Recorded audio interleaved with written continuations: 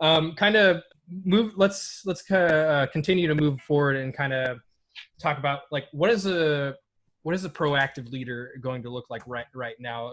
When thinking about college students, and we've touched on this bit, but going into this new semester, what do you think we should do in order to both prepare for the semester, and as we enter in the semester, what should we do to be proactive? Well, I think a couple traits are going to be really important going into the fall, and one of them is your attitude about how you approach it, and also entering with this idea that it's okay to be flexible and adaptable, that it could change. It could change on a dime, right? We could start in person and then 3 weeks in be like, oh, we're not doing that, and go into quarantine or go back home. There's going to be a lot of shifting, a lot of unknowns, and if we're prepared for that already, it's like a skier who's visualizing the slopes that are going to be going down. They anticipate the moguls. They know there's going to be some dips in the road, or not dips in the road, but dips in the hill and in the mountain, or trees in the way. And they actually see all the possible pitfalls before it happens. And then when they do encounter them, they're already ready. They're like, oh yeah, I knew this was going to happen. I knew it could happen. And therefore they're much more prepared mentally for it. And then the other part is just your attitude that you approach it with, which is, hey, we're all in this together. We're trying to figure this out. Everybody's doing the best they can with the information that they're given. And if you approach it that way, you're ready to go. If all of a sudden it turns out, hey, we can only have 15 students in the rehearsal hall at a time, we're going to shift everything and, do a chamber piece, and you're just ready to go. Or maybe it's decided, we can only do octets. Okay, let's do it. Let's make these the best darn octets we've ever performed in. And embracing these new situations as an opportunity, because how we respond to this crisis defines us as individuals. I feel every generation has had their moment in history, and how they've chosen to respond defines them as we look back on the different generations. We didn't know that World War II was going to happen, or Vietnam was going to happen, or 9/11 was going to happen. How we chose to respond to those crises has defined us. How you decide to respond in terms of your attitude to this crisis that we find ourselves in now, it defines you. And I think it does stem from your values and your character and your choice. You can either be reactive and blame everybody else, or you can be proactive and embrace the situation and learn as much as you can and be part of the solution rather than part of the problem.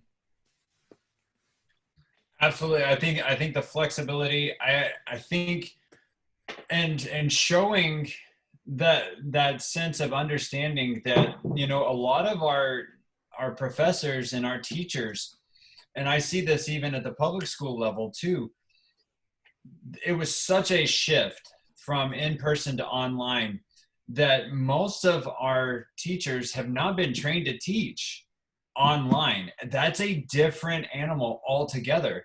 And so having that flexibility of understanding and empathizing with our teachers that, yes, we understand that you as students are going from in-person to online, and you paid for in-person classes and we're moving them to online.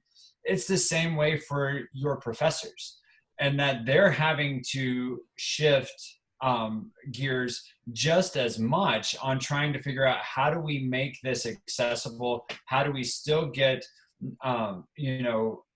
comparable? I'm not going to say the same content, because you can't cover the same amount of content in such a short amount of time. And so understanding that it's going to look different, but take advantage of this as a young teacher. And so, and Eric knows this, I talk to all of our students. I tell them, you all are teachers. After that very first semester that we have you in Intro to Music Ed, all of you are teachers from here on out. I want you looking at how your teachers sequence their instruction, how they give assessments, what kinds of tests do they use, what's most effective for your learning style, what were some other effective teaching traits that you saw. It's going to be the exact same thing here. Ask yourselves, what is music? What if we really get down to it, what is it that we teach? And those that are in my secondary methods course this fall, we're going to be talking about our philosophy of music education. And this is going to be one of the primary questions is, What is it that we teach? And then how do we best teach that in multiple environments? And what does that look like to teach music online? What is it that we can teach online that we weren't able to teach in person? And how do we begin to fuse those two areas and understand that while it might not work really well with our learning style, there's a lot for us to take from this experience to make ourselves better music teachers moving forward, whether that's after graduation this spring and I'm going into the classroom this fall. How is that going to make me a better first year teacher? And so everything that we do, every experience we have, and I even talk about this with our students as we go through a class that may not be what we would say our favorite class, you're still going to learn something from that class.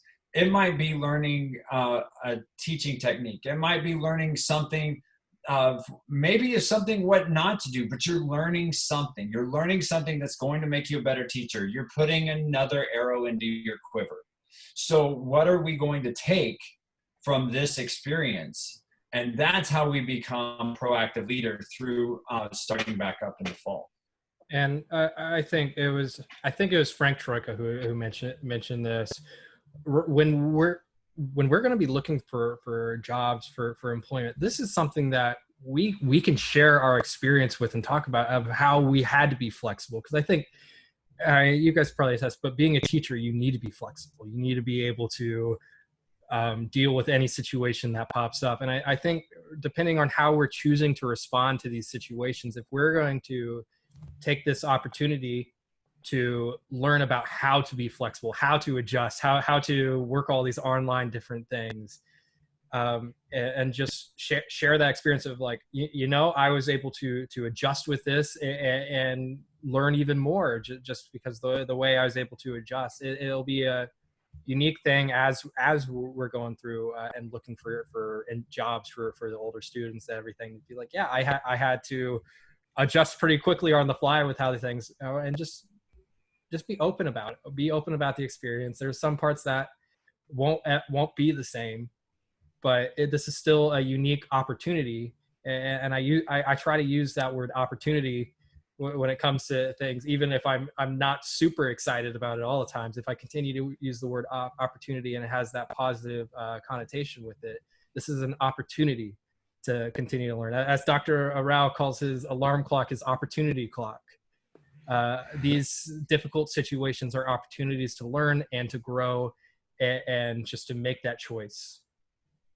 And I think that might be a challenge for our listeners, Eric, of, once the semester starts, set up a time during office hours of a couple of your professors and just ask them, how has this process been for you? What have been the struggles? What have been the successes? What has worked for you? And because number one, it's going to be really, for lack of a better term, therapeutic for those professors to be able to talk about their experiences, but it's also going to help our listeners on how to best navigate moving forward as future teachers.